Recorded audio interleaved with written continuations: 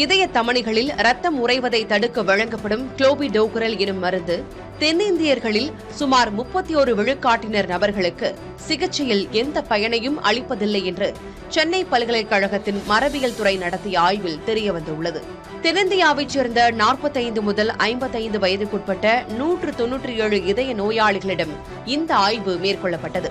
இதில் பங்கேற்றவர்களில் 62 நபர்களுக்கு, அதாவது சுமார் 31 விழுக்காட்டினருக்கு இந்த மருந்து இரத்த தட்டுக்களை கட்டுப்படுத்துவதில் தோல்வியடைந்துள்ளன.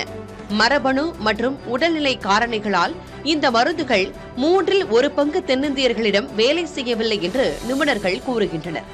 முக்கியமாக இந்த மருந்து செயல்பட உதவும் உடலின் ஆற்றலை தடுக்கும் மரபணு மாற்றம் 34 விழுக்காடு தென்னிந்தியர்களிடையே உள்ளதாக கண்டறியப்பட்டிருக்கிறது. இதனால் மருந்தானது உடலில் செயல்படாமல் போகிறது. மேலும் அதிக உடல் பருமன் மற்றும் 2ஆம் வகை நீரிழிவு நோய் இருப்பவர்களிடமும் குளோபிடோகரல் மருந்து எதிர்ப்பு திறன் அதிகமாக உள்ளதாக கூறப்படுகிறது. இத்தகைய நோயாளிகளுக்கு மாரடைப்பு அபாயம் இருப்பதால் மரபணு சோதனைக்கு பிறகு தகுந்த மாற்று மருந்துகளை வழங்க மருத்துவர்கள் வலியுறுத்துகின்றனர்.